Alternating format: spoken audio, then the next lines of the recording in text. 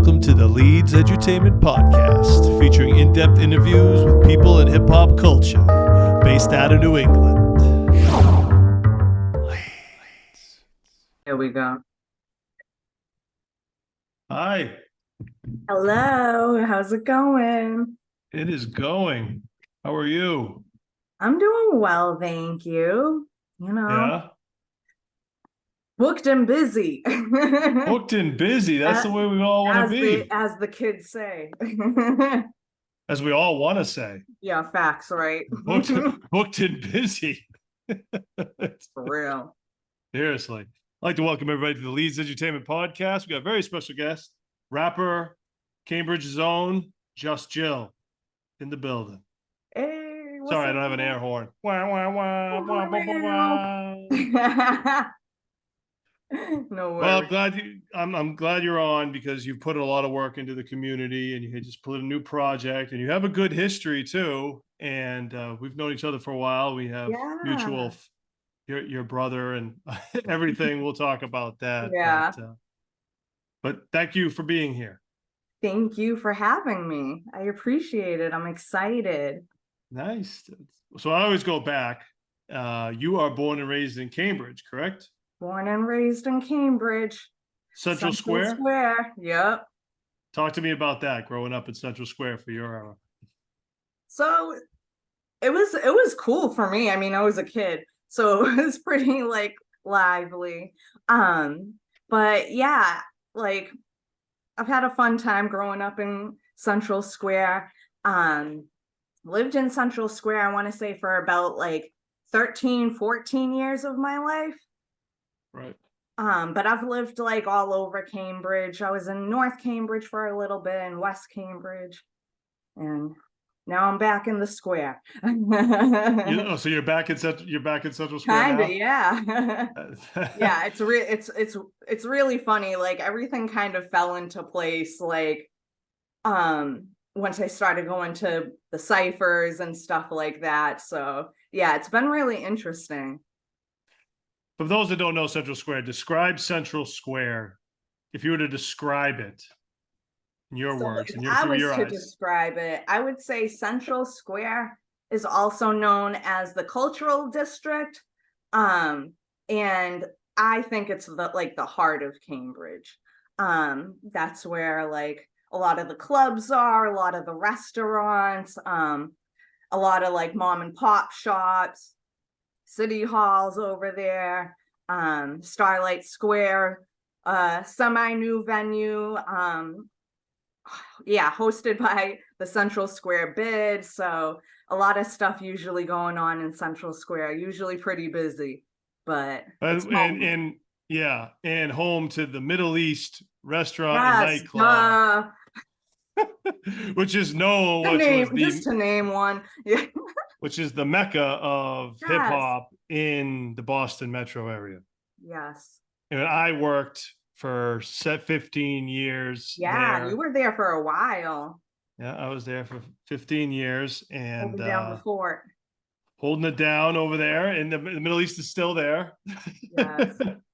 And hence why it is one of the landmarks of why it is the head of the arts district, right? Is that what correct? Yeah, there's a lot going on there. Like they have like Middle East awesome nightclub, everyone's familiar with it. They also have like the dance complex, which is like another landmarks of Central Square. Huge building, like right near like the station and stuff. But growing up there, even now, like you always walk down the street and hear like a bunch of drums and like bongos from like the top of like the building. They're always having some really cool like dance classes and stuff going on. I've gone a few times back in the Dizzy. The Dizzy. So for also those that don't know, you are the sister of Checkmark of Skitzofreniks. Yes, I am. Talk to me. So you're not, you're younger than him. My brother's like 15, 16 years older than me. All my siblings are like way older than me. Yeah. So you were, so you grew up because when I did the interview with Checkmark, you watched it, and you talked about him like witnessing his career and everything. Talk to me about that and being around Schizofreniks as a kid, because Oh yeah, that must have been quite the experience. Yes, let's go. So like, yeah, super dope. I've always had a musical family. Right. My brother Mark, like he's been super in the scene like back in the day when I was like between probably like 9 and 13. But yeah, like I really grew up with him. Like I used to be in like his truck back in the day, and like I remember us going to Newberry Comics to like put out his CD, and like we were just like driving all over the place pushing like Schizofreniks music.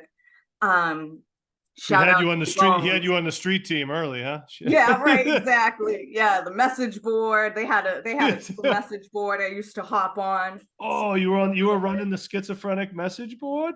The skits board. I wasn't running it, but I would hop in every once in a while. Yeah, I that was didn't big know what back was in the going day. on. I was just like, word, my siblings are in here and all their friends. That's funny. But yeah, like so growing up was super dope with Mark. It's just been such an inspiration for me, especially now. Like I never thought when I was younger really I would get into music like as like a career.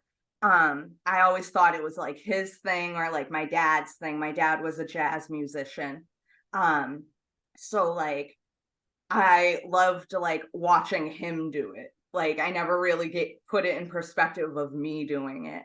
um I remember he like back like when I was little, he used to have ciphers in his room, and I used to hop on the mic. I'm sure he has tapes somewhere. We're gonna find him one day, but but yeah, super cool. Like just watching him grow in his journey, and just seeing like how far it took him, and everybody he was able to meet, and also like kind of be a mentor for on the scene, which was super dope. So I knew a lot of the names as a kid, as far as like that era was concerned. So there was a lot going on, but yeah, it was super inspiring. Like I loved it. How about give us one funny story of being a part of the Schizofreniks experience? Give us one good one. A funny story. I A mean, good one. A I was good one. like Just 8, 9. Like I know you got something. like I know that. you got something. Okay. One moment. It's not really a story, but I'll give you a moment just because I was so young. But like, yeah, there was a time I went to a show of his with my mom, and I was like 10 years old, and we went to the Middle East downstairs, and we were on the side of the stage while him and Eddie Bones was performing. And then he was in like the middle of his set. He's like, yo, my mom and baby sister are here. Blah, blah, blah. And he has us go on stage, and everyone starts doing the rapper arms. And that's where I learned the rapper arms. That's how you learned it at the Middle East. I love that. So that was my first Middle East experience, was for Schizofreniks, probably 2000, 2001. That's rich history right there. It's rich history. And I've never heard of this as the rapper arms. I'm gonna have to use this for now. I think that's called right. Like, yeah. You might have just coined the phrase rapper arms right now on the show. I mean, I think that's rapper. Give us the rapper arms. I've never heard that. All the hip hop shows I've been to, I've never heard the rappers. Funny. Well, there you go. Now there's like that was money right there. A reference for it. You know? So, with all this history growing up in Central Square, dad's a jazz player, brother's a rapper. It's the mecca of hip hop in the Boston metro area. It's obvious that you must get involved. You start rapping, and it's like almost guaranteed, right? Right. Apparently, I guess so. Right. My family says just Jill wasn't looking for the rap game. The rap game looked for Jill. How dramatic. Very intense. Right. Like it's true. When did you start rapping? So I've been rapping since like 2013. Like I've always been into poetry, like my whole life. Interesting. But I started getting into hip hop and rapping when in like 2013. So I went to like the studio for the first time with a few friends, and then it just like blew my mind. Shout out Phoenix Down Recording. It's been my studio in Somerville. It's been my spot since I met them. So yeah, like the past 10 years. Solid. So like, yeah, that's when I started doing music, and I slowly just like grew from there. It was at first like very just like not trying to go public with it. It was just for me, like I said, super into poetry. So it was just like more my feelings. Let's go back to the poetry. What made you get into poetry? Is that something you picked up in school? Like what yeah, just picked it up in school. Actually, now it's interesting you asked me this because I didn't think of it. It just clicked. You know who I think got me into poetry? Maya Angelou. Oh. We had to do a project. It was like a Black History project, and I was given Maya, and like I think I just took off from there. Like, so I've always been really into poetry and always like writing. Even throughout high school, I was super into that kind of stuff. But then like I slowly like fell off. I was in the hospitality field for a really long time. So like once I got into like school, like college and stuff, I kind of took a break from it a little bit. Yeah. So the poetry, you just like, what did you love about it? Like what made you want to do it? Like the way that people put the words together, like the rhyme, what was it? I guess it depended on the type of poem it was, really, like and what was just going on around that time. I think a lot of the times when I'm like triggered to write, like it has to be from like something that happened, like something that occurred in my life or something heavy. I found like maybe like a year ago, I found a bunch of papers and I wrote a poem about 9/11, and it was really cute. I wish I had it and could remember it. 9/11 and cute. Those are two things you don't usually hear go together. I know. 9/11 was a real cute day. The poem was cute. Okay, you were young, so we'll give it from like a 9-year-old. It was. You got to forgive me. I'm born and raised in New England. We like to crack jokes. Nah, you're good. You're good. Your brother's Checkmark, so I'm allowed to crack jokes. Nah, you're good. That's all. Oh God, that's all he does. Please, I'm used to it. Yeah, that's what I'm saying. So you must be used to it. Yeah. So yeah, I mean, but yeah, like go ahead. I'm sorry. Yeah, like no, it's usually just like something that's like really occurred or something that like really hits me, where it just like flows out, and like whatever comes out, really. I don't really have like much of a format until it's in the moment. So yeah. So the transition from poetry into rap, and then 2013 you start making some songs and you really start hitting the road hard then, right? I didn't really start like going hard until I want to say maybe like 2018.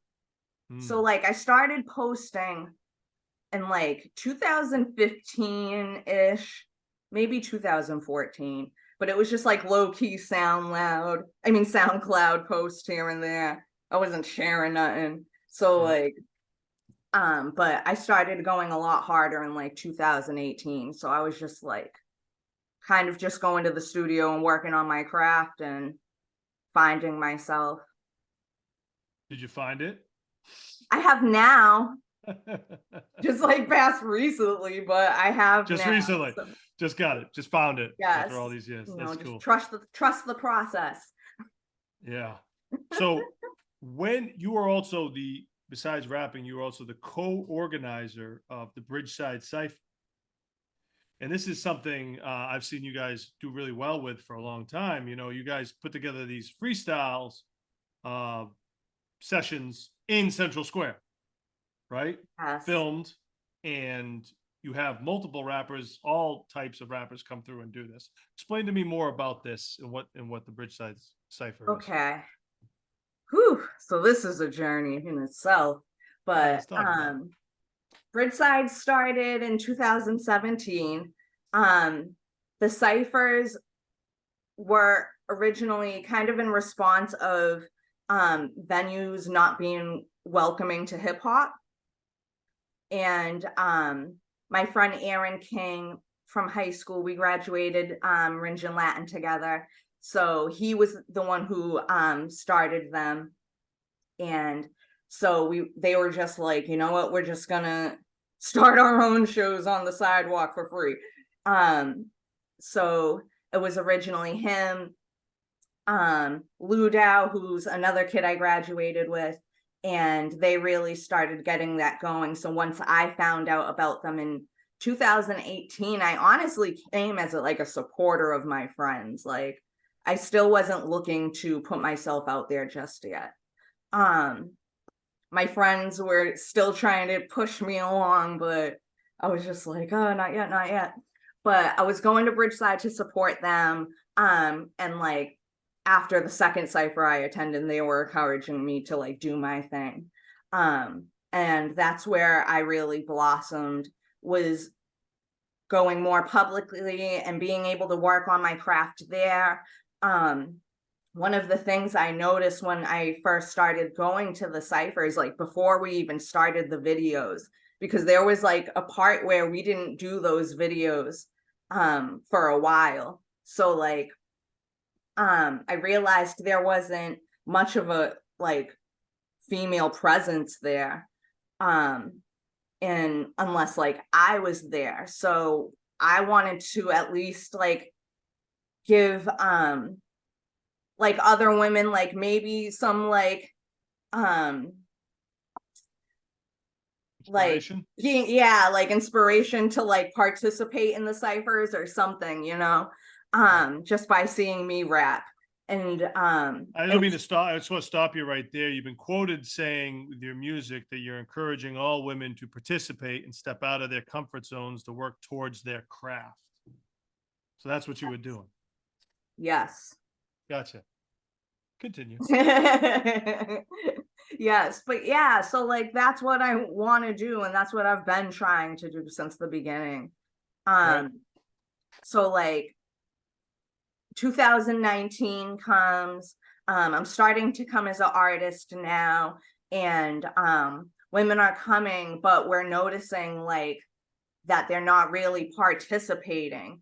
And so that's when Aaron decided to implement a rule where it was like no disrespecting women, because like I don't want like dudes rapping at me and like, you know, giving me the face like I'm a piece of meat, and like now I don't want to rap because this dude's in the cypher, you feel me? So it's like it can be discouraging, and it was discouraging to like a lot of women who weren't familiar.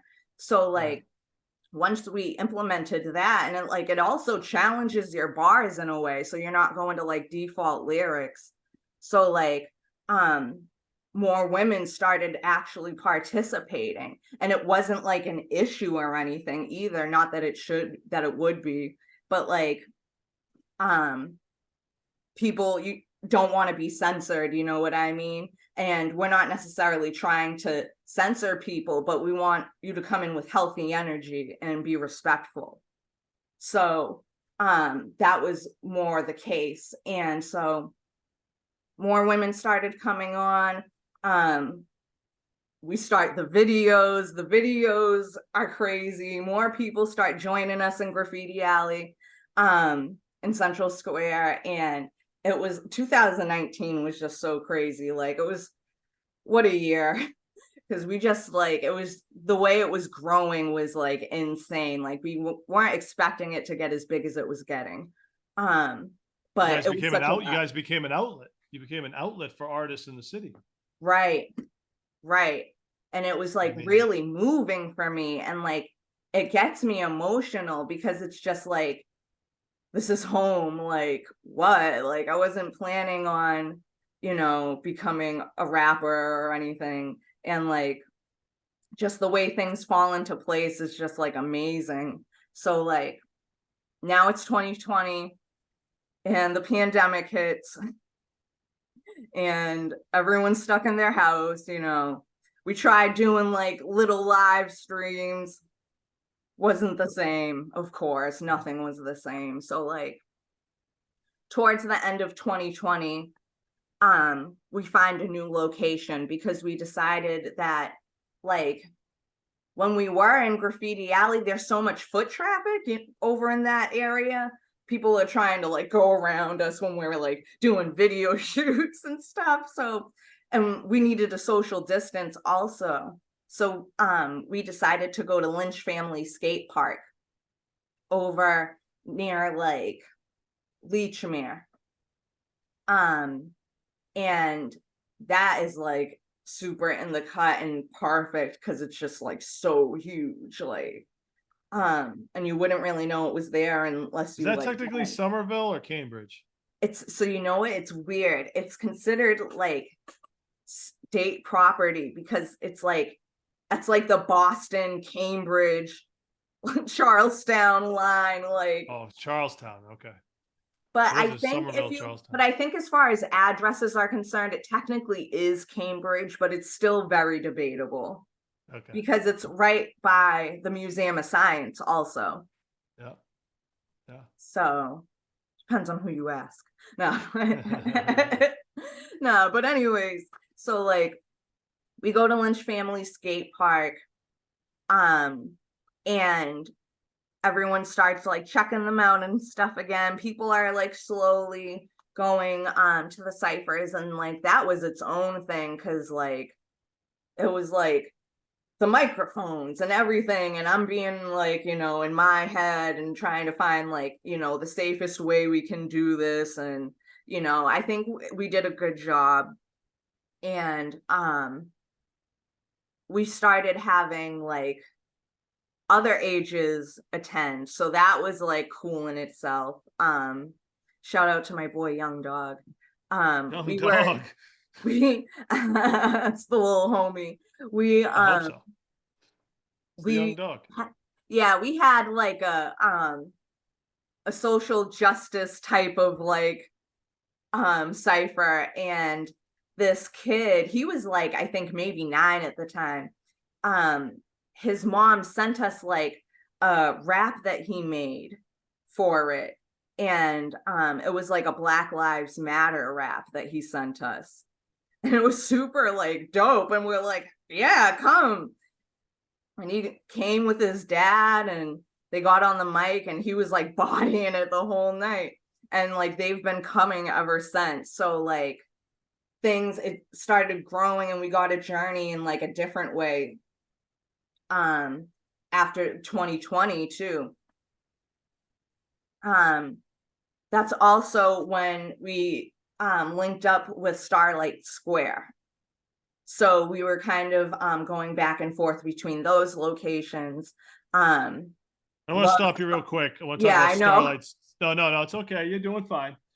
Starlight Square is an open venue that was put into the Middle East, not the Middle East, Central Square parking lot, which used to be a parking lot we used to park to get to the Middle East. And they took that away. That was a parking nightmare. Exactly. But they made an outdoor venue. I think is Billy Loman managing that? Yes. Shout out Loman, the producer, hip hop producer. Yeah. He's running it, but it's not just a stage. There's a bunch of mom and pop shops selling their all items and stuff like that. Shout out East Coast Mugs, East Coast Store, I should say, selling their stuff out there. My buddy Glenn, and and it was all open to anybody could get in there, right? Like, well, you had to dedicate time. It's like a multi-purpose community space is what I would call it. Yeah, the city did that. Yeah. And then, the Central Square bid. Shout out Mike Monestein and the crew. Mike moves from your brother's. Yes, exactly. Era. Yeah, you know the vibes. Mike moves. They're a little bit above me. They're a little bit before me, but I'm right under them. Yeah. Timing wise. And you talked about Graffiti Alley. For those that don't know, Graffiti Alley is a public graffiti space that Cambridge made where anybody can get in there and do graffiti. The only issue is it is a major entrance to Starlight or to the back of Central Square. So people are in and out of there just as a main walkway. But anybody can go into that alley and do graffiti and put it up, and it's open to anybody, and they don't care. No one gets in trouble. It's a beautiful thing. Another beautiful thing about Central Square in Cambridge is why I love the square. While we're speaking of the square, my last shout out to it. I feel like it's one of the last spots that I go to in Boston. Makes me feel like Boston metro area, even though it's not Boston, but so many people from Boston go there. It's one of the last areas I feel that is like still intact. Word, I love that. I mean, when you agree, I mean, everything else is kind of changing, but Central Square is kind of pretty much still fairly intact. Good, bad, and ugly. It's all still there. It is. And that's what I love about it. Like the Central Square bid has been doing so well, like about keeping that, like that real Cambridge, like old Cambridge. And you know, Starlight Square like has just been so monumental. I could go on about it all day because like you were saying, like they were there in place of the pandemic, and they have like the pop-up shops, and they're heavy with supporting the arts community. And they have vendors, and they still do like the farmers market over there. So like during the pandemic, that really saved like a lot of people and a lot of businesses. They're also working with the youth. They held like the high school prom there, and they do a bunch of high school and youth programs over there too. So they're just like holding it down. Do you know Aztec? I believe so. From Hybrid Thoughts, I believe he has a place over there. If it's not there, it's in Central Square as well. I forget the name of it. Forgive me, Aztec. But wait, I know Aztec. What am I talking about? Yeah, him and his girlfriend or wife, I forget which one. And Lola. Yeah, what's the name of the store? Lola's. Shout out Lola's. Again, all mom and pop stuff. If you can get over there, it's a beautiful thing. Yes. For those that don't live in the Boston metro area, Boston has become very commercial, very expensive, very corporate with the businesses. And it's places like this there's not many, there's people, mom and pop shops, it's tough to afford the rent. So the fact that they can go to Central Square and set up is a beautiful thing. Very. Yeah. And like, that's the thing, like Boston and Cambridge, like, you know, there's like heavy, everything's building, like, you know, especially Kendall, your neighbor, Kendall. You took the words right out of my mouth. I'm known for that. Kendall, which is, for those who don't know, behind Central Square, is a straight business district now. Google's in there. Every research development, it just became a whole corporate thing over there. MIT probably expanding. And it's just like, I think like I feel like most of Cambridge is either owned by MIT or Harvard. And I think where like Starlight Square is like actual like Cambridge land, which is like why, and it's so like important to have it and like be able to maintain it, because it's just been so beneficial for our community and our city, and not only our city, but other like, you know, communities from other cities. So like they've been doing a really good job there. To me, Cambridge is so important to the Boston metro area because Cambridge was, for me, I can speak for myself, in the Middle East, welcomed me with open arms. Come do your hip hop shows at the Middle East. Boston, when I started, was not doing that. Boston was like hip hop. They didn't understand it yet. They're doing plenty of them now, but I was coming in doing shows. You know, I talked to NOG about this. In the 90s, Boston wouldn't do any hip hop shows at all. They thought there was too many problems and they wouldn't do it. And when the Middle East started doing shows in the late 90s, that's what brought it back. In Cambridge, and it took a while to kick in, but Cambridge and Middle East that just was the welcoming of that. It was, and your brother was on the forefront of that from the beginning. Right, exactly. So, I mean, to me, Cambridge is so essential to the music scene. Thank you. I agree, like, same, because it's so important, and I just like, it has its like pros and cons, just like everything else. But like I said, like what the Central Square bid is doing right now, like they're really like putting in the work and like keeping it home. And like you go to Starlight and you'll see people like you haven't seen in like 20 years, or like it's just such a great like space to like see old friends and like, you know, support and do all the good things. Shout out to Central Square Business Association too. Yes. That organization of all those businesses that get together to try to work for the best of Central Square is huge too. And definitely. You know, they got a bunch of work. If you don't know, also, if you get to go down there, Central Square had that organization got a bunch of murals made all over the city. Yeah. Hand painted by artists, independent artists, to come and do all these really cool murals in the square. Yeah. It's awesome. Yeah. They're still there. They're still there. So most of them there, I think. I haven't seen many others, but yeah, my favorite mural is the one on the side of the Middle East, because when I was little, there's a like portion of it with this dad and his daughter, and I always used to think it was me and my dad. Ah, that's cool. When I was a kid, so it was always like my favorite mural. I did a photo shoot in front of it, I think at some point in 2020. Yeah. Because I was like, I don't know if they're getting rid of this or not, so we got yeah, we got to get the move on.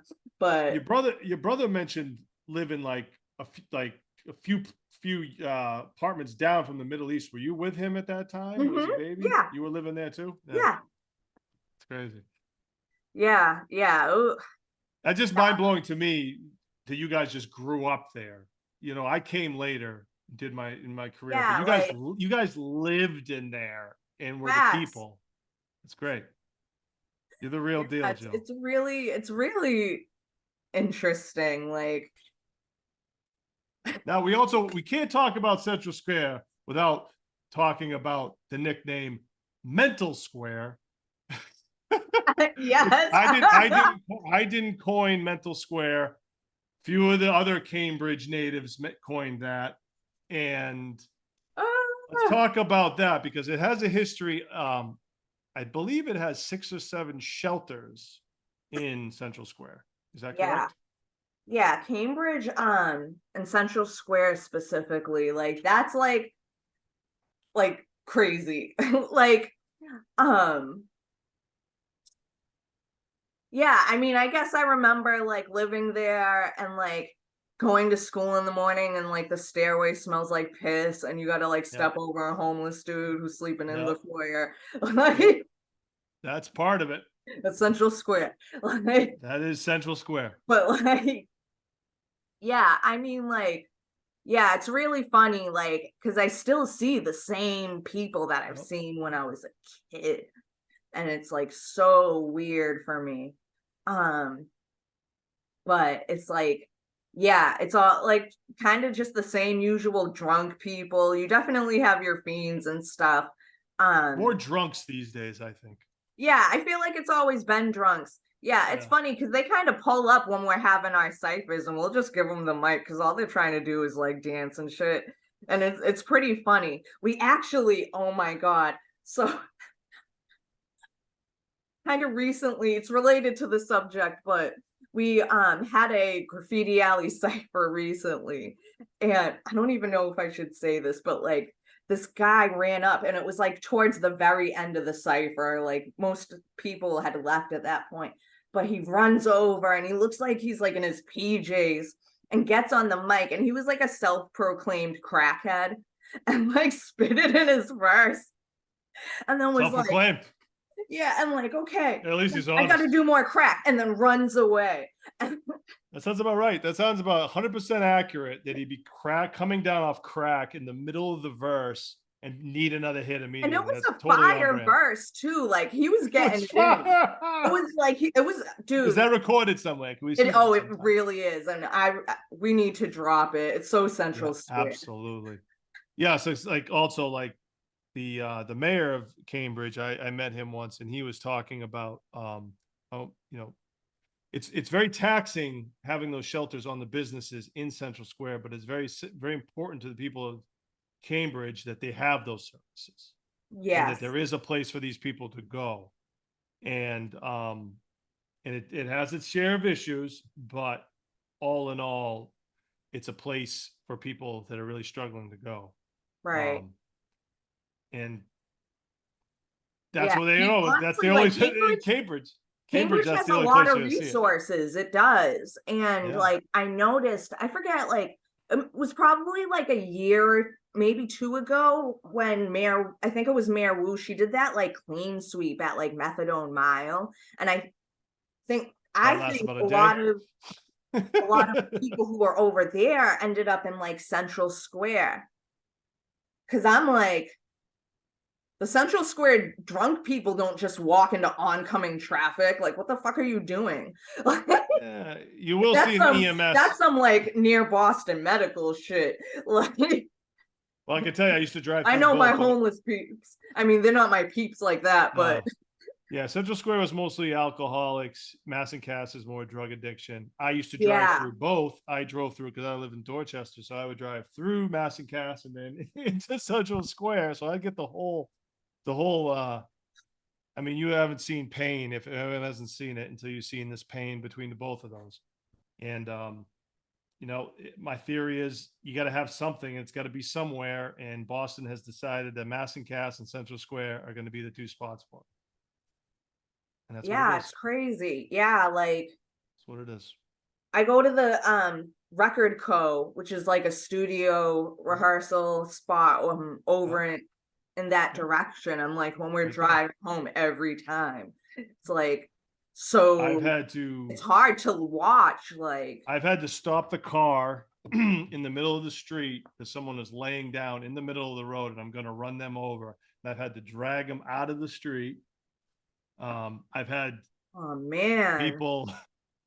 I mean, I could tell you worse of stories, but I'm not going to tell them on the air. Yeah, nah.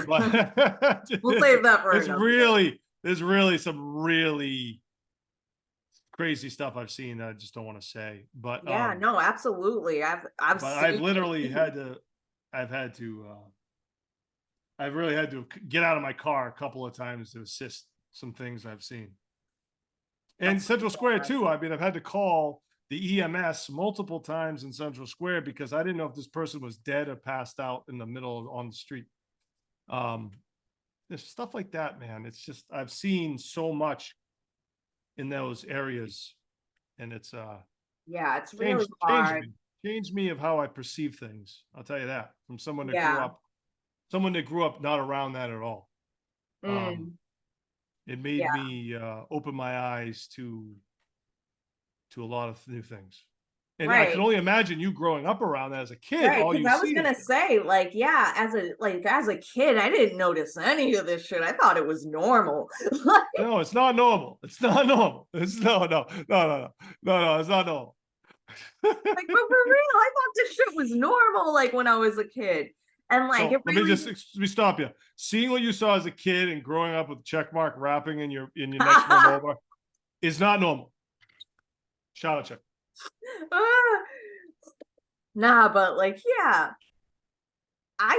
like I said, I thought that shit was normal, but like now as an adult, I see it's not normal. And like, I think like the world is a lot more like aware about mental health and like all of this drug addiction and all of that stuff. So like, it's different seeing it and like processing it as an adult and being like, oh, like, and I would kind of like flip-flop. I mean, I've always been like a softie, but like it's difficult because like, I see people with addiction who have addiction issues, And it's like, you know, there it's at a point. I've had family members who've struggled, and it's like it gets to a point where it's like that person doesn't have control anymore, and it makes me sad, if anything. And it's like we're lucky to have the resources we have in Cambridge, but at the same time, people don't want them. So it's Well, like, yep. Go ahead. For the most part, I have like a lot of empathy and I have a lot of forgiveness. That's great. And at the same time, like there are like a lot of people who just don't want the help, and like that sucks. And it's tough to watch. Yeah, it's very tough to watch. Like seeing people I grew up with, and I'm just like, whoa, like it's definitely a struggle. But like I said, like I'm very lucky to have even if it is Central Square, I'm very lucky to grew up where I grew up. And you know, Cambridge has a lot of resources for a lot of different services. You know, so like yeah, I still keep that in my mind, like it could be worse. Like I think you grew up with a lot of culture. I think you grew up with seeing a lot of different things. Right. Exactly. You know what I mean? And you grew up with way more culture than I did. I'll tell you, I was in southern New Hampshire. Not too bad. It wasn't much culture, you know. It was kind of one thing, you know what I mean? It was like one thing going. But you know, so that was what I love. Cultured environment. We'll go back to the career. We took a little turn, but that was a very important turn. It was very important to talk about that because I think Cambridge's impact on the Boston music scene is just huge. And I would go on the record and say has probably one of the biggest influences on the Boston music scene, I would have to say. Shout out to all the different boroughs in Boston, but Cambridge music, tough to beat. I don't care how big those venues are in Boston. I'm talking about the culture. But you're also the executive director of the Cambridge Hip Hop Collective. Now, is the Bridgeside Cypher under that? Yes. Or is this okay? Talk to me what this is. So this is okay, perfect. So this is 2020 still. So we're right back on track. So like we picked Lynch Family Skate Park, and Aaron's like, I need help.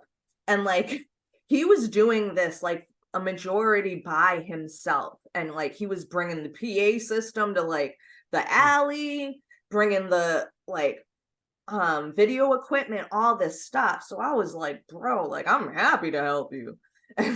You know. And like we didn't speak too much in high school, so like our friendship really flourished as adults. And I was like, dude, like I love Bridgeside, like you don't get it, I love it. So he was like, word. So then we created Cambridge Hip Hop Collective, which is the host of the Bridgeside Cypher. Cambridge Hip Hop Collective is also a nonprofit. We actually just became a 501c3 this year, so super excited. Thank you. But yes, so like donate now. Yes. Hit that donate button. Smash that donate button. Let's go. For real. No. You can write it off on your taxes. Let's go. My taxes have not been fun, but anyways. I'm not talking about yours. I'm talking about everybody else. I'm talking about like everybody, if you donate to charity, you can write it off on your taxes. Yes, exactly. That is true. That's why everybody wants to be a nonprofit. Sorry, no offense. Go ahead. But nah, so like, yeah. So then I hop on, also another Bridgesider, Gio Da Vinci, shout out Gio.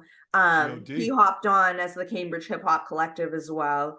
And him and Aaron have like a lot more of a lengthy experience with the music scene than I did. So it was very like quick for me, and it was a little overwhelming. Because at first I didn't really realize like what I was getting myself into.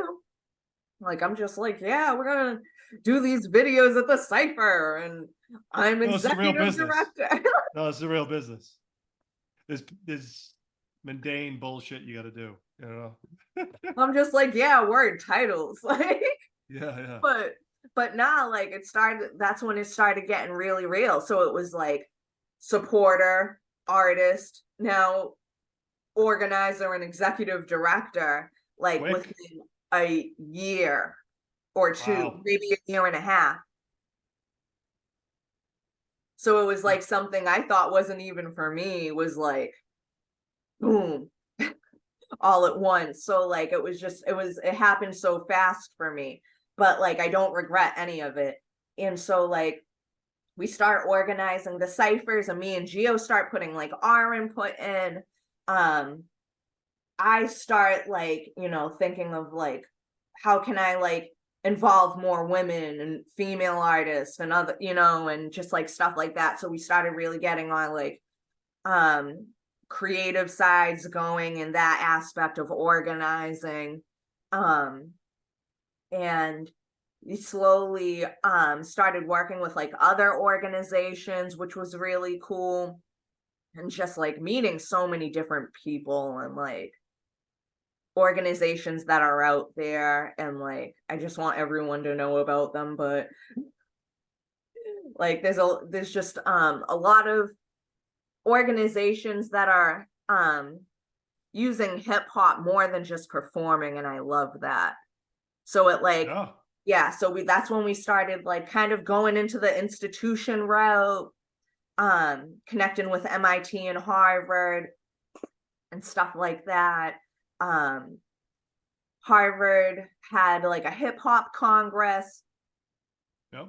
I mean, not congress. I mean, there is a hip hop congress, but they had a hip hop conference.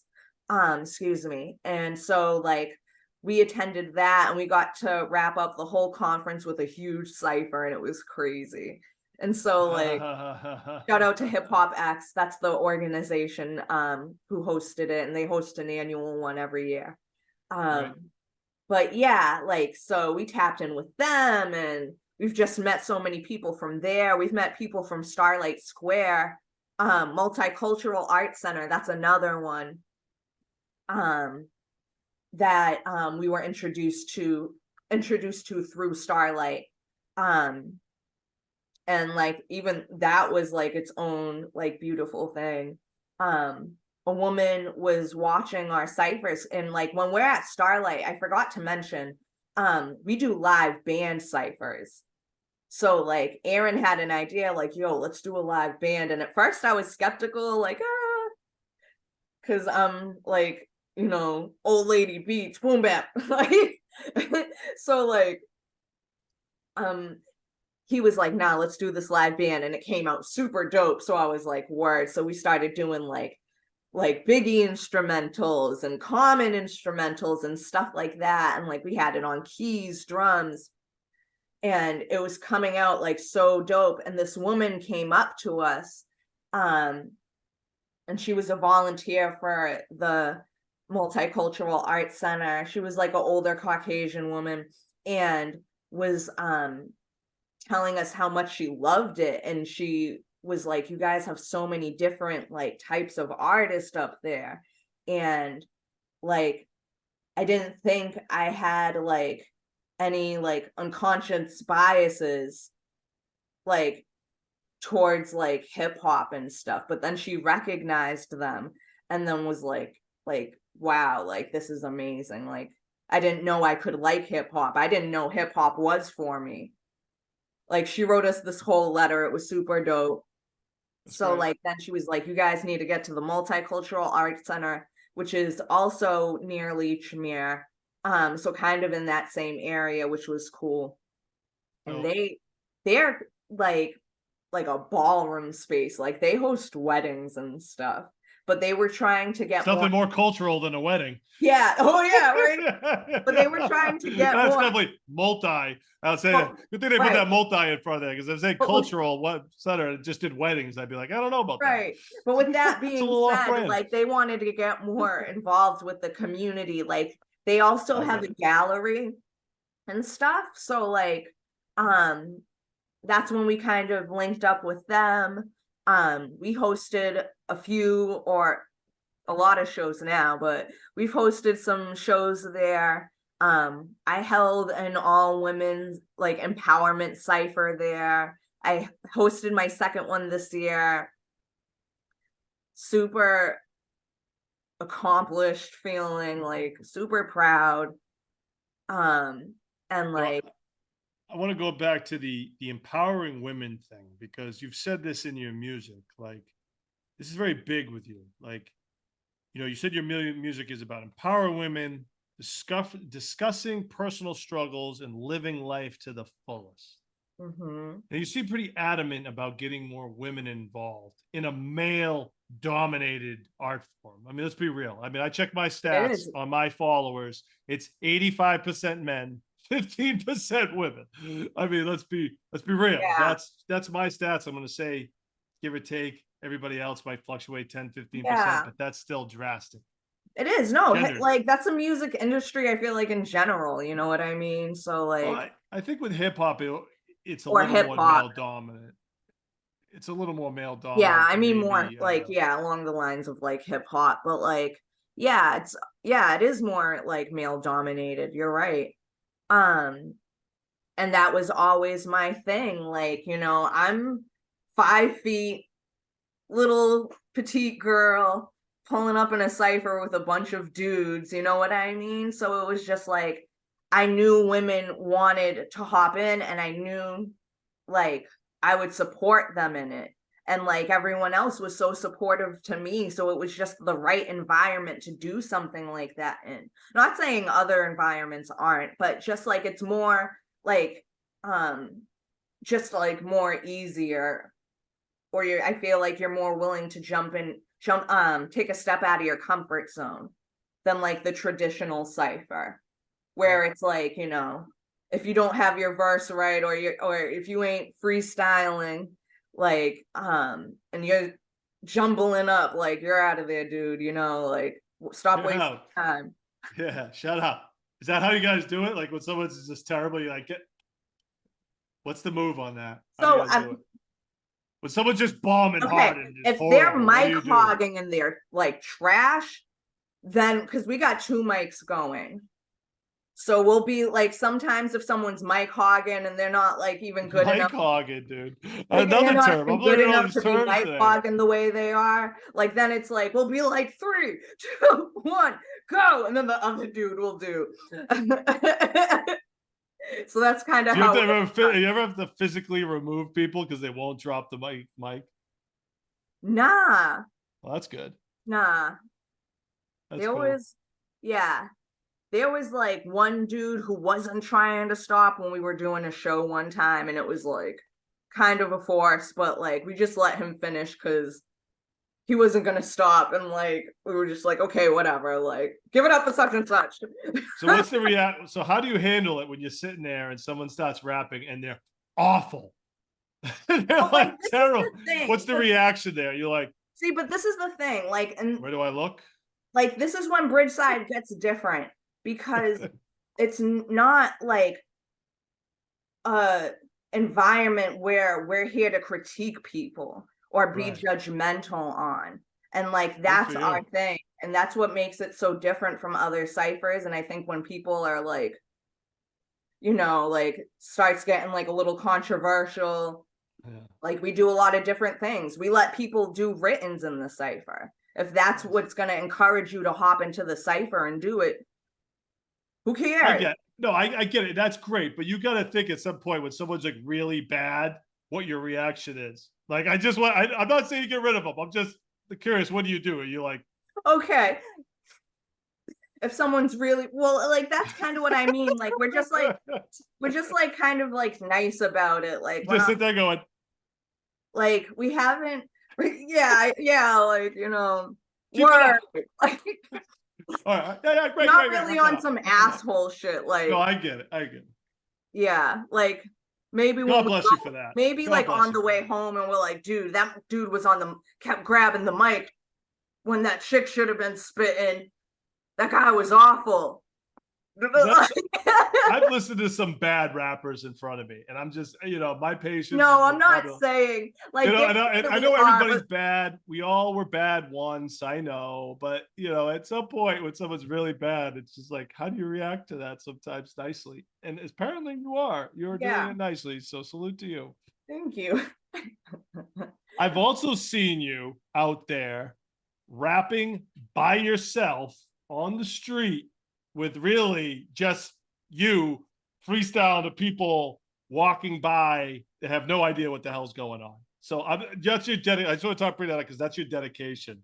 I love you're it. out there dolo, just rapping, freestyling. No one's with you, and you're just going. Yes. Salute to you for that too. Thank you. I appreciate it. Yeah, like, that's when I'm like really just trying to do like promo for like the Starlight shows, or if we got a show that's like about to come up. But yeah, like I love rapping like right there in front of Graffiti Alley. Like again, like that's where it all started, and it really hits home for me because it's just like everything I've gone through in life. Like I've gone through a lot of heavy shit. Not that like other people haven't, but like I've dealt with a lot of like shit the average person hasn't had to deal with. So like just going through like adversity and all of that, and then like, music falling in my lap when I was least expecting it, and it being so successful is like amazing. So I'm super like blessed and like appreciative of this whole journey. Because yeah, that's the spot. It is. And I want to transition, and you talk about your personal struggles, obviously, with this new album, Womanhood. It's tapping into some of that, right? Yep. Yeah. Talk about this album because it just came out. Yes. So Womanhood is my second album I've put out. Really, really proud of it. And I was meaning to like do some sort of project or at least get it started. I didn't think I was going to get it like started and finished as quick as I did and all of that. I didn't think I was going to put out a video this year. So what happened was, unfortunately my puppy passed. Oh, my 10-year-old puppy. So that's so sorry. Best dog in the thank you. But like this was my healing, and like, I'm still going through it, but yeah, I had that girl for 10 years. Greatest dog. She was a pit bull mix, and like that was like my pit bull journey. I wasn't familiar with them, and she was just like the greatest fucking dog. Like, so like that was my right hand like through a lot of stuff. So like I lost her, and I lost my dad last year. So like once like, and your mom, I don't mean to stop you, but your mom passed away when you were younger too. Yes, exactly right. And my mom, she passed away when I was 14. Right. So that was like 3 months before my 8th grade graduation. Rough. So that was like, right. And a little more history. I also have a seizure disorder. And so that started when I was like around like 8 years old and stuff. And so like grand mal seizures. Yeah, I've had all kinds of seizures. So like, also just dealing with my health, like, and being on top of things that like the average person like doesn't have to really like do or think about. So my brother and my whole family's always been very protective of me. And so like, yeah, being in this scene, like my brother didn't want me in the rap scene. Like he's like, oh no, I'm gonna fuck someone up. Oh no. He still says he's gonna fuck someone up if they talk shit. So like, I believe that. Right. So like, I believe that. But like, yeah, so he knows like, a lot of people. If he doesn't do it, he knows a lot of people. So I wouldn't underestimate him. right. Yeah, everyone knows I'm little sis. No, I don't got beef with no one, so everything's Gucci. But yeah, my sister can hold her head anywhere in any borough in Boston. You just ask anybody. Yeah. About Checkmark from Skitzofreniks. Yes. But yeah, so like, yeah, just going through like all of these things throughout like my majority of my childhood, you know, dealing with like death, like was kind of like numb to me at that point. Like I was so young, you know, so like 20 years later, a little less, but like I'm an adult and then I lose my father and I'm like, okay, like I've been through this, I got this. And when you're an adult, it's a totally different experience. Yep. So like last year, like I'm trying to figure out like my dad's stuff. My health wasn't good because of like just the stress and everything that was going on. And then at the beginning of this year, like I lost my girl. And so once that happened, I was like, fuck this. Like, I like this because I couldn't have another repeat of last year. Like, I had my first like episode at a show last summer. And that was like my biggest fear of being on the rap scene. So like that almost took me out. But like I also learned like which the friends I have on the scene, like the solid ones from that also helped me grow as an artist. And being proud of who I am. And it's okay to have like flaws or whatever you want to call them. And like, you know, it's made me who I am today. And I shouldn't feel like I have to hide who I am because I'm a little special, like, you know. So like, and I don't say that in like an arrogant way, just like, you know, I've been through a lot of different situations. So like, just like how I have to approach things and stuff like that. I didn't want to have a repeat of like everything that had happened last year. So like, I was just like super burnt out from everything that was going on. And I was like, you know what? Screw everything. I don't want to perform right now. I'm sick of performing, actually. I want to go in the studio. I want to create, and that's what I'm going to fucking do. Because I can't have a seizure over this. I can't, like, let my health screw me and, like, be depressed or, like, stuff like that. Like, you know. Right. So, like, I really just wanted to like own what the situation and attack it in a healthy way. So like started going back to the studio. I linked up with Allie, who's a female engineer at Phoenix Down. She did my whole project. So shout out to Allie. Shout out. Womanhood done by all women. So like, yeah, I was just like, yo, like I can't like stress right now. I have to really focus on me. So like I just like cut everything off for a little bit and just like did what like I felt would make me be okay and stable. So like and luckily like I have a 9 to 5 and luckily they're like amazing to me and they take really good care of me. Great. So I'm really grateful to have them. And excuse me, they're all dog people too. So like, great. Yeah. So like, and everyone was like, so like shocked because it was very sudden. But like when I lost her, I was just like, yo, like this is what I'm doing now. And then I started making more and more songs. And like when I was like reflecting from my first project, Jillion Dollar Dreams.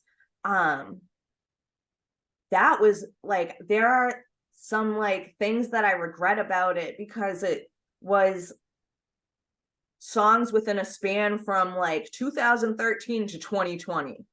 Right. So like it was like very young and very current, and like things were just kind of all over the place. There were a lot of different sounds. So like once I released it, and then like we promoted it, and like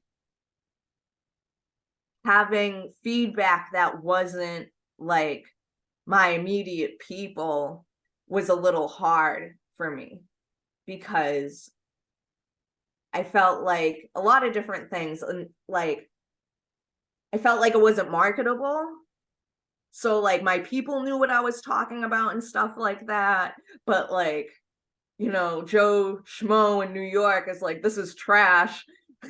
Like, just one person's opinion, Jill. And like, so, but like that, it was my first project. I didn't know, you know, so like when that's your first experience with like other people, and it wasn't like all bad, but it just made me think like, I need to make my stuff like more marketable. And so like I wanted to take my like message with women and be like, yo, like, you know, this is the thing I think is really important. And you know, women in hip hop right now, I don't dislike it, but it feels like there's only one lane. And it wasn't like that. What's the lane? What's the lane? I mean, like, I don't want to say it, but I have a feeling I know what it is. You do. I heard a word of it about it recently, and I don't want to say it because I'd be on my PG shit. So, well, how about I heard a word that is a little more. Can I call it? I'll talk twerk music. I was gonna say sensual. Sensual music. Yeah, that's like R&B. Sensuality. Sensuality. No, that's not a good one. No, not the right word. You'll say twerking. I'll keep it nice, like twerk music.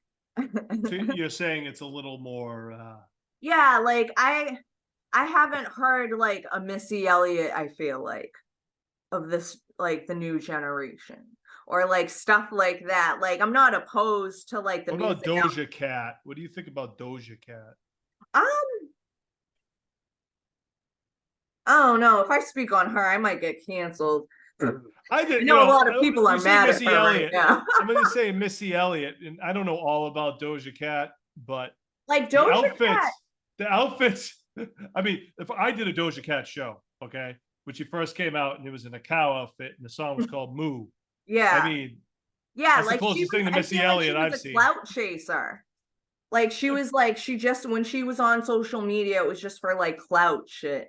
Yeah, and it was gimmicky. But at the same time, like I feel like I can relate to her in a sense, because like there was a period where my music was also like very parody like that. Yeah. Me and one of my best friends, before I went like real public with my music, we well, actually no, in the beginning, we dropped a mixtape, and it was raps that we wrote at work about our coworkers, and they were all jokes, but they were all fire, and they were to like twerk beats. So like it was hilarious. Look up City Bars on SoundCloud. That's hip hop. What happened about your coworkers taking too many lunch breaks? Oh no, not even we were doing it during. No, I'm saying they're taking too many. The other coworkers. Yeah, but yeah, like so. Yeah, I feel like in a way I can kind of relate to her. I also think like her sound is pretty different, so I feel like I can kind of relate to her sound and her like energy a little bit. But she's always getting canceled for shit, so it's like, damn, Doja. Do you like Azealia Banks? She's another one. I only saw her flip She was out. a character. She did the Middle East. We did her at the Middle East. That was a wild one. Actually, I think I remember that vaguely. Like she her was mad cool at the Middle East. She was mad cool, but we thought at any moment this show could get canceled because some shit she's gonna say on freaking Twitter. Right. Because she at that time was going in on Twitter, and we were like, "Well, is this show happening or not? We don't know. I don't know. You know." But it went actually. It ended up being a really good show.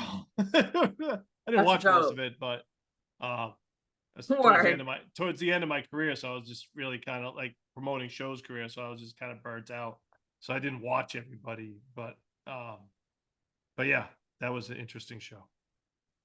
Yeah.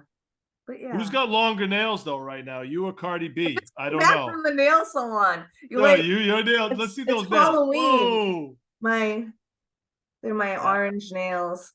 Yeah. Okay. Shout out to Kim at the nail salon that I just met. Nice. So yeah, so Womanhood's out. We got the video. Sounds nice.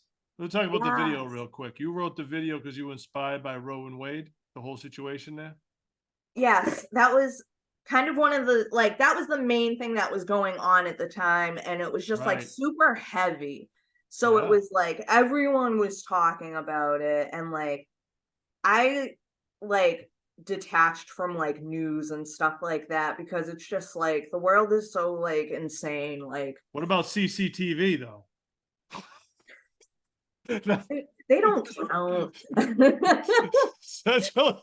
CCTV. Shout out to Cambridge Community Television. Local television. Yes, they're actually they're below our old apartment. I know, it's right there next to the Middle East. Super crazy. See those guys all the time. Hell yeah. So anyways, go ahead. I don't mean to I can't resist. I can't resist sometimes. You're good. You're good. It's all love. Yeah. So like, what's it called? Wade, sounds nice. Oh yeah, sounds nice. But yeah, the video.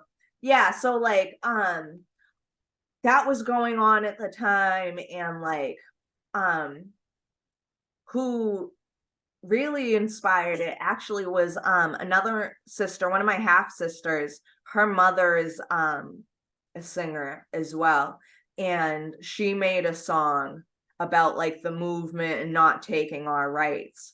So she kind of influenced me when I saw her little like Facebook video, and I was like, word, like, nice. Inspired. What would I like if there was a place, like, what would that look like to me? What would that look like to any woman? Like, so it was like, it just like started to get me thinking. And I wrote that song last year. So when I went to record that track before my studio session, like an hour before I went to go to it, I found out my father passed. Mm-hmm. That's right. So that wasn't fun. And I was just like, fuck this, I'm still going to the studio. Like, my father would understand. Like, right. I mean, I need it the most right now. Right. No, totally. So like, I went to my session and like I told my engineer, and he was like, bro, do you still want to do this? And I'm like, yes. So like cranked out the song. And so that song's always been like super special to me in so many different aspects. Yeah. As far as just like women empowerment and just like family and yeah, it's a really powerful song for me, and hopefully to other people. Yeah, Jill, I mean, you know, you've been through a lot, and you know, what's beautiful about it is you're putting it all, you're dealing with it and putting it all into the music, and you're creatively expressing yourself. You're not letting that deter you from being creative. A lot of people get hit with these lumps and they just stop being creative. You know what I mean? Because they can't do it. I think as artists and creative people, musicians and stuff, we have to do that. Right. If we don't do that, it's just gonna like build up in us. Yeah, right. Exactly. Writing is so like, writing can help so much, even when it isn't rap. Like if you're like get cussed out by your boss and you just take a piece of paper and you're like, oh, I hate you, you're this person. Yeah. You might feel a little bit better and be like, ooh, I got that off my chest. in recovery, I'm in recovery. We talked about recovery. We do a Mm-hmm. lot of writing. You know, there's a process we do where we write stuff out. We have to get it out of our head, because when it's in your head, it's all jumbled up, right? There's something about the process, therapeutic about the process of writing it out, whatever it is. Right. You know, whether you journal or you're doing it for recovery or whatever, you're artist or whatever, this everyone's creative in some form, you know what I mean? Right. But that process is definitely works. It does. I tell everybody I know when I'm like, write it out. Yeah. You'll get it off. It'll feel a little bit better. You something, but you can see it too, because some Yeah, people that it's too. like Yeah, being able to too, visualize that. it's too jumbled in your head and in your emotions and stuff, and when you know, and then when you see it and look at it, you're like, whoa, I see it differently. There it is. Like, okay, you know, it's just like Right. how I could grasp it. Maybe I could see what the issue is. In recovery, that was the important part. It was like, okay, I see the pattern, I see the issue. Now I Right. know how to address it better. Yeah. Right. Exactly. Yeah. Yeah. Like, Good for you. Good for you. Keep it up. thank you. Yeah. Like my dad, growing up, like he at once, like, um, the whole thing with my epilepsy happened. He started, that's when he was like, okay, I need to get clean. And he actually used to take me to his meetings, and I was like 9 years old, and now I'm all like, that's fucked up. But like, No, no, it's when I actually spoke to him, like, but luckily before he passed, I spoke to him about it. um and he told me, like, I needed to visually look at you to be able to, like, stay clean. He was clean for 20 years.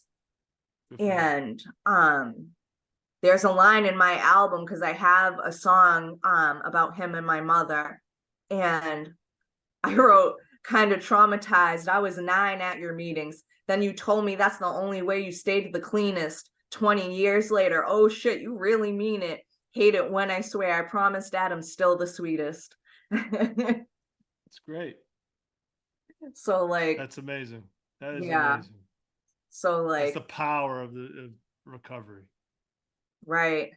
Exactly. So like, yeah, just being able to, like, I've wrote a lot of songs about my parents, and like I've never been able to like even finish them, or even like fully spit the verse, because I just get too like messed Yeah. up and emotional. So like when I wrote this one, like, kind of the heaviest songs on my album, I wanted to be upbeat enough for you to like be like, oh, this is a bop. But like, and me actually get through performing it.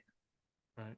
So like, yeah, it's a lot It's of heavy tough. stuff, but a lot of powerful good stuff. I've been with artists in the studio, and they're recording someone about something about someone who's passed, and it's so hard for them to get through the verse sometimes. Like they have to stop, get it out, cry, whatever, and reapproach it. It's not an easy thing sometimes for Right. people. It's But can not I like, yeah, go ahead. um yeah, but like, honestly, like, it's funny you mentioned that, because all my other music, like, I even like the heaviest stuff, they don't make me cry. The songs about my mom make me cry, but all the other heavy stuff, like, I'm just like, whatevs. And like, I swear to God, every time I leave a studio session, my engineers have cried at least once. And I'm like, I'm sorry. I'm like, I'm not Well, trying to make you cry. I'm just keeping it real. yeah, well, I mean, that's the power of music, like the aesthetic. I mean, I hear music sometimes, I cry. I don't even know who the person is in the sauce. You know, I just know the song. Like, you know what I mean? It just has that. That's part of it. That's why music is so great. Right. That is why it is such a necessity in life, because people share their experiences with through music, and that might help somebody else that's going through a difficult time themselves. Like what you share is going to help someone that's going through something similar. You know what I mean? Right. And that's what I've learned. like over time also, and that's why I'm so like heavy on like owning who you are, like flaws and all. Right. It's like I can't tell people to do that if I'm like keeping a secret where I have health issues and like I'm not, you know, really accepting or like showing that side of me to people, and like being more aware of that kind of stuff. So like I think it's just like it's okay, you know. Well, I mean, your honesty is huge, and your Thank you. ability to be vulnerable and give that to the world. That is something that people struggle with hugely. People don't like being vulnerable. But when Yeah. you share vulnerability with someone, there is a true connection that is made. I've learned this in recovery. So, Yeah. you know, it's the same thing in a meeting, like you said with your Mhm. father. He's sharing honestly about himself. That is helping someone who's struggling, going through the same thing. Music can work the same way. Absolutely. Yeah, I So, definitely agree. Yeah. It's saves lives for real. So and it like, keeps us sane, mhm. saner. Yes, you know, facts. But yeah, like, yeah, so just being able to, you know, and also having like Bridgeside and my team by my side through Yeah. everything. Like, Did you get a new dog yet? yo, everyone's fucking asking me that. So like, sorry, I didn't mean it like that. Everyone's freaking asking me about getting a new dog. Screw them. How dare they? Well, you know what? Like, honestly, I am such a dog person. Like, I think I'm gonna get like involved more, like with dog handling. Like, I worked for a dog daycare and got in like the dog industry for a while, before I started like hip hop and everything. So, I'm thinking of like continuing doing like things like that, maybe volunteering again. I still do some dog walking here and there, Yeah. some dog sitting. So like, because I can't go through this pain again with a dog. I'll tell you this. This my mom told me, who's had many dogs her whole life, loves dogs and everything. She says the best way to get over the death of one dog is to get another dog.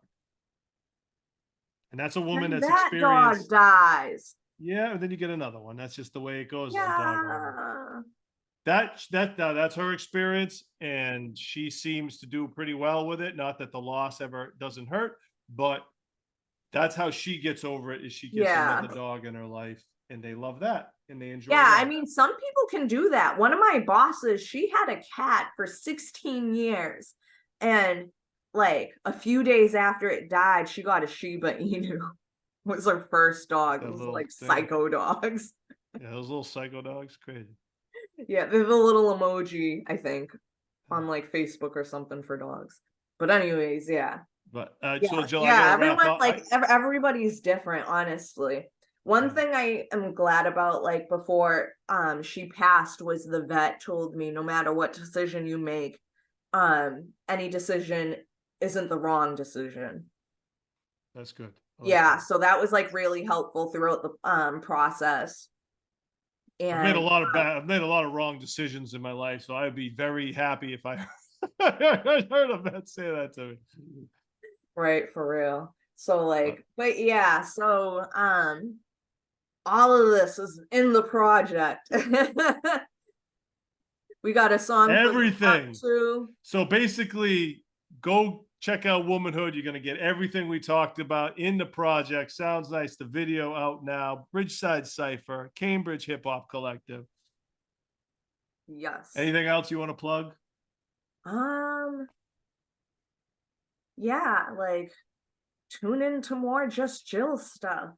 Like, yeah, Shameless plug, I everybody. got some, Shameless plug. I That's got a some, given. I That's a got some, given. I have some like big moves I want to make for 2024. Nice. Um, yeah, I want like, since I've done my last women empowerment like cipher, like I learned a lot through that event, and I kind of want to do something that's more than just music. So like I want to start like linking up with like these organizations like Beats by Girls. They do music production with like girls and women, and like all these other organizations I've met, and I want to like do workshops and like grant writing workshops. Like that's how Bridgeside is funded, through grants. Like, and I just learned that hopping into the scene. Like I had no experience. So like I want to like put people on and like do all these things that like I feel like would be so resourceful for women and like other artists. So like I got a lot of things in my brain that I want to get out there for 2024. And I have faith in you, and I'm rooting for you, because you're very important. You're going to become a very important part of this music scene. I can tell. I can feel it. I appreciate that, Leedz. Thank you so much. It's been like such a dope experience, and like, you know, just like my own experience, and like I just love all the support I have. I'm really lucky for the support I have, and I'm excited. So that's great. Yeah. On that note, I'd like to thank everybody for tuning in to the Leedz Edutainment Podcast with a very special rapper, and let's just say organizer, Just Jill. Oh, I got to give one more shout out. I'm so sorry, Leedz. Yo, shout out to my mentor, Nancy. Yo, I got to shout out Nancy, because she's also been a big influence in this journey for me as a female artist. So shout out to Nancy and Smokehouse Media. Yeah, shout out Jay Hunt, because he did the video too. He had two Yes, he directed the Sounds Nice video. All right. Awesome. Check out all our other episodes on YouTube, all your streaming platforms. And Jill, see you out there. Alrighty. Bye. Bye.